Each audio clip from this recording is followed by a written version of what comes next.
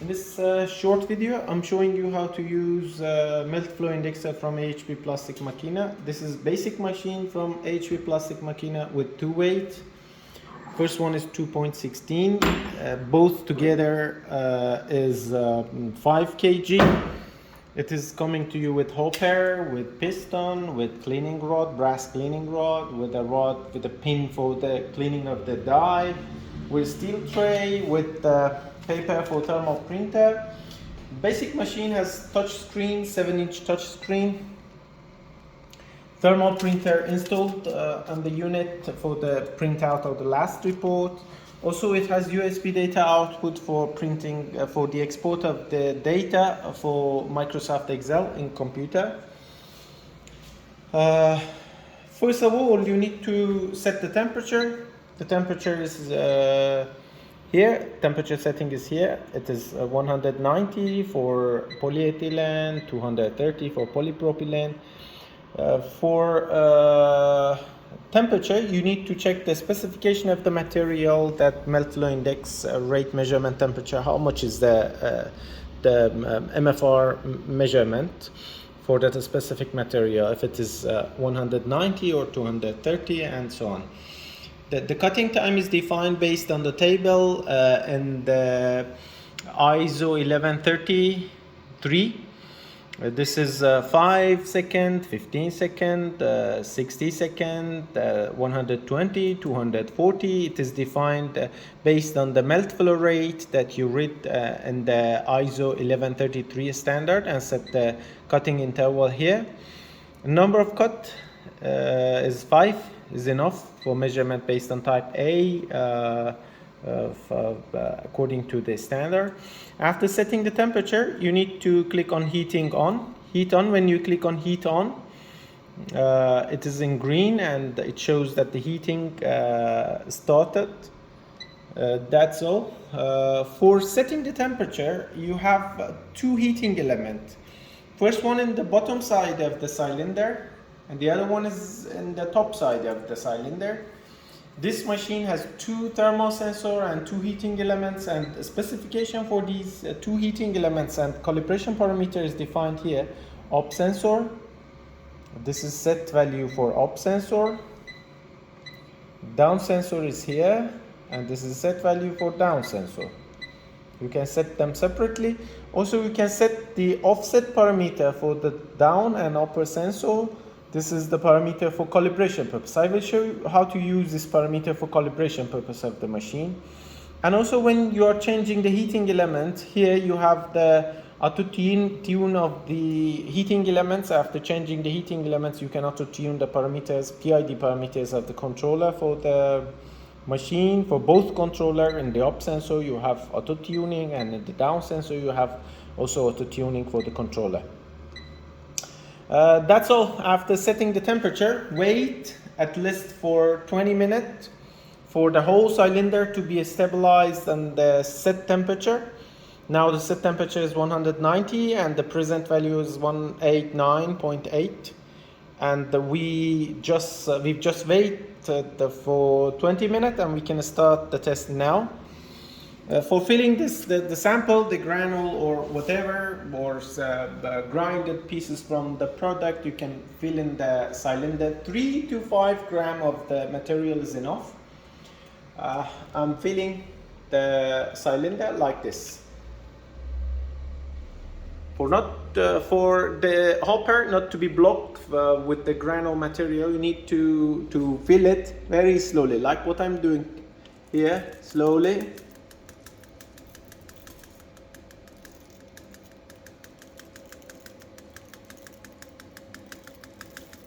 Yes. While you're filling the material, you need to push it for the airing of the air from the granules, and push for a while and then fill it again.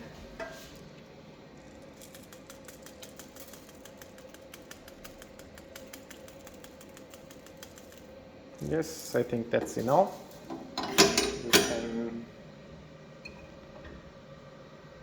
Yeah, I'm just putting the piston here.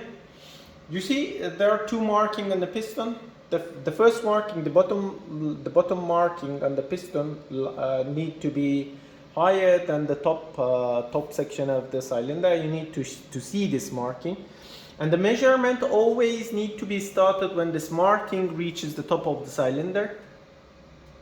Yes, that's all. After filling the material inside the cylinder, you need to wait for the material to be homogenized in terms of temperature, in length of the cylinder. Whole material need to be homogenized with the temperature of the set value of the machine.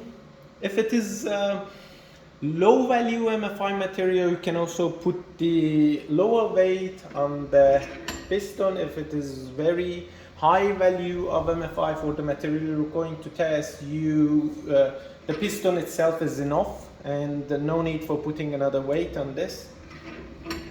Also be noted that with the cylinder of the machine need to be completely vertical, and you need to adjust the machine in such a position that the cylinder is in vertical, and when you're putting the piston on the cylinder, inside the cylinder, it is not to be inclined and it should be completely vertical.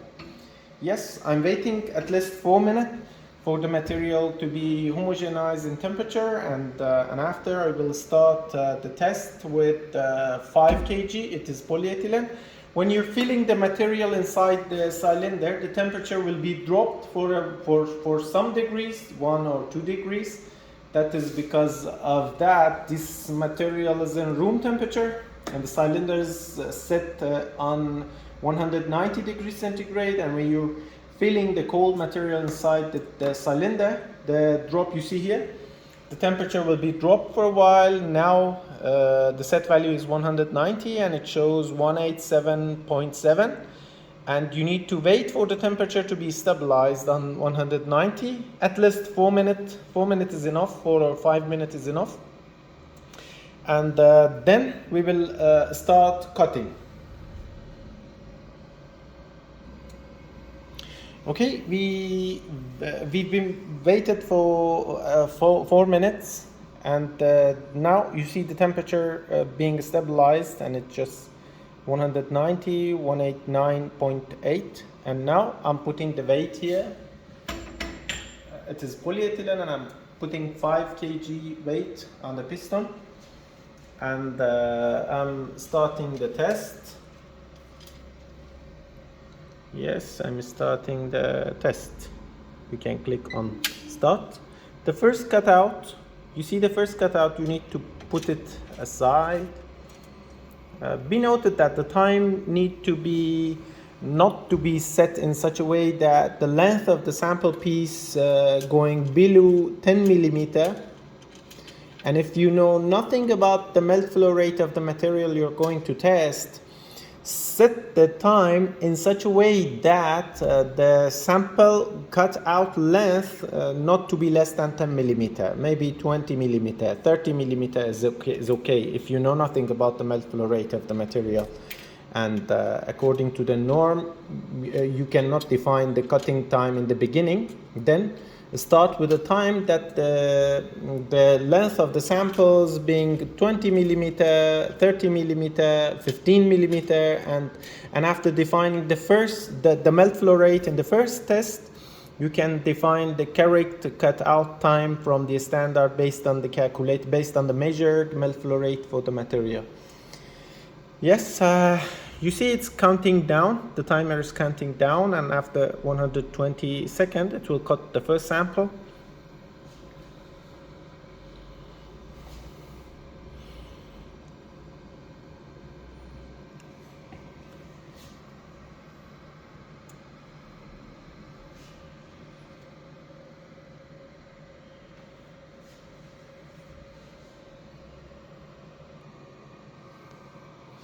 Yes, timer is counting. 4 seconds, 3 seconds, 2, 1, and now the first cut. We have the first cut here.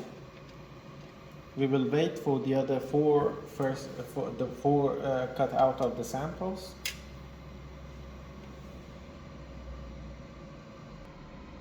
Now we are going for the second cutout. Yeah, this is second cutout.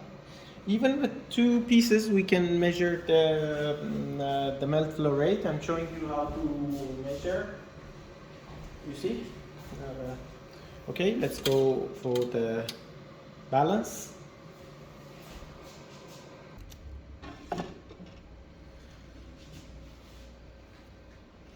I have precise balance here. The resolution is 0.1 milligram. You see, 40 after dot. I'm putting these two sample pieces here to weight. I'm putting two sample pieces here.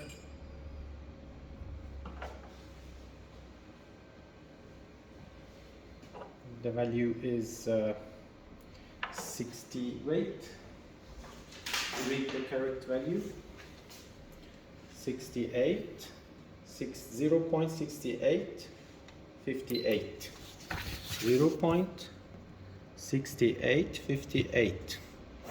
It was two sample piece, and this will be 0.3428, I think.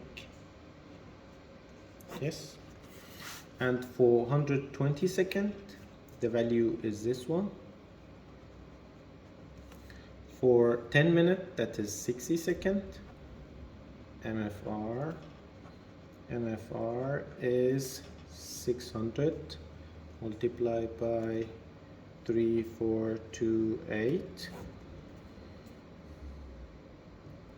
divided by 120. This will be the value for the melt flow rate. Okay, you see that the weight, the mass for the two pieces was this. The average value is this one.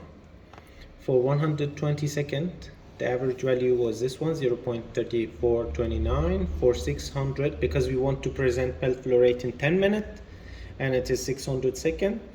And the melt flow rate will be 600 multiplied by 0.3429 divided by 120, and the value is 1.7. The unit is gram per 10 minutes, because we calculated in 600 seconds, and the value will be this. Also, we can also the machine will be the machine is able to calculate the melt flow rate based on this average value. Let me show you. You see that the average value of the mass for the cut out pieces, for two pieces, you can also calculate, measure it for 4 pieces or 5 pieces. For 2 pieces, the average weight was this value, and putting the average weight here, 0.3429. You can put it 3, enter, and the melt flow rate will be this one. Yes, 1.715. Now you can print it out. Yeah. You can print this result like this, showing the melt flow rate here, the weight. I just tested with 5 kg. The other parameters, customer, operator, time, and all of the information, the company website. You can follow the info posts in our website, info center. You can check the specification of the machine, and also don't forget to follow our social media, YouTube channel, Facebook page, and also Facebook group. You will find many technical information about our products and testing procedures. The other parameter that we have here is in this page. I just talked about the parameters for the upper sensor and lower sensor. You can use it for calibration. I will show you how to calibrate the machine now. First of all, I'm showing you the cleaning. For cleaning, use the gloves like this, and First, I need to clean the die. You need a tissue.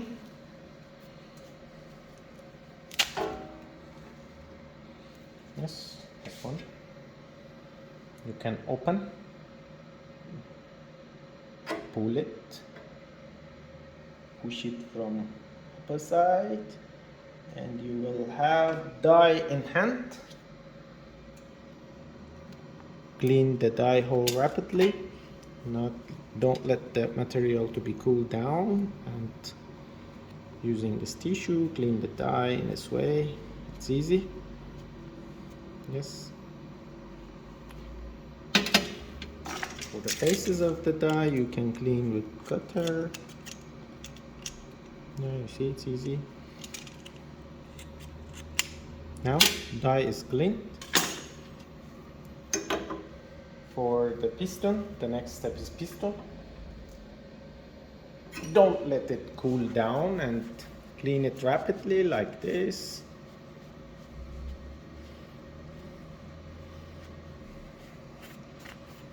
Piston is clean. And use another piece of tissue for cleaning the cylinder itself. Put it here with a brass rod. Clean the cylinder. After each test, you need to clean it. Then push it, close the barrier for the die, and put the die in this way into the cylinder like this. Yeah, done. Yes, that goes to the bottom of the cylinder, and now it is ready for the next test. This is the cleaning procedure, and for calibration purpose you will do like this. You need a thermometer. There are different kinds of thermometers in hand. This is 2-channel thermometer. You can use other types, and maybe you have other types of sensors. This is K-type thermocouple. You can also use PT100. That is more precise than K-tip thermocouples. Also, you can use multi-channel thermometer. You can use other types. That is metal rod, 30 centimeter metal rod. Now I have this one in hand, and I want to check the temperature. If machine is showing the temperature right or not, or wrong. Just put the thermocouple next to the die. I'm just using both of these sensors just next to die. Yes, this I just put the sensors at the end of the cylinder that is touching the die, and I'm waiting for the sensors for reading the temperature. Let's wait. And after being stabilized, both the thermocouple sensors readings are stabilized. I will show you how to calibrate it. Based on the standard for calibration, you need to fill the cylinder with the material and wait for 15 minutes or 40 minutes for the material to be homogenized in temperature of the cylinder, and then start reading. If you have such thermocouple that is metal rod, it's better to use this kind of thermocouple. Fill the cylinder with material, wait for the temperature stabilization, then put the sensor of the thermometer inside the material. If you have a wire type thermocouple like this, you can also check the temperature, but more accurate is using a material inside the cylinder. Now I'm putting this one as well to check the temperature.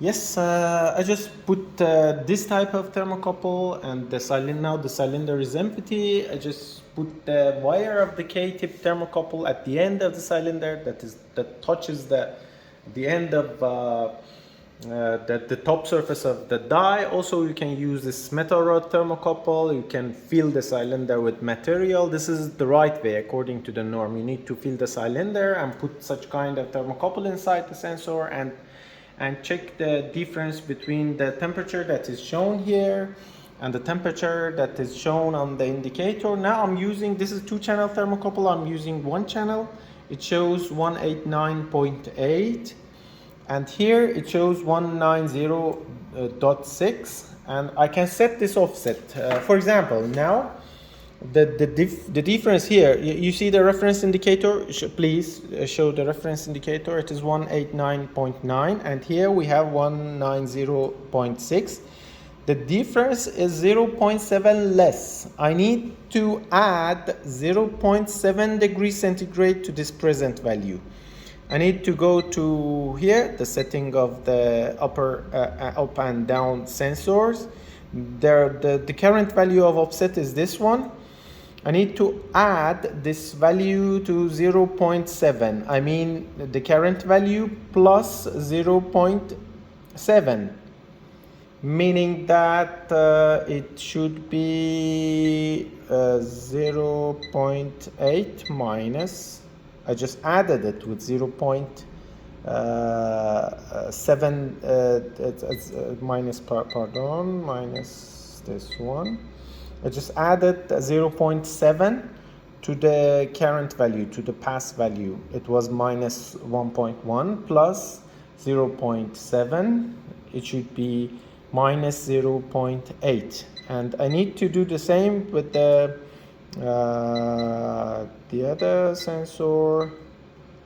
And now it is calibrated, and the machine will be calibrated in terms of temperature. This is the procedure. Also, you have the saving page here. You can set the parameters here: company, customer, operator, 4-letter for the operator, for the customer, company. Date and time will be saved automatically. You can click on save. Also here you can click on save. The new row will be created here, including date, time, company, customer, operator, weight of the sample, and so on. The result, melt flow rate result, number of cut, and when you put the flash disk on here and click on export to USB, you will have the Excel data including all these data, Excel table including all the saved data in the memory of the machine. That's all. This is a basic melt flow index tester from AHP Plastik Makina. Don't forget to follow us on our social media and YouTube channel. Thank you all. Bye.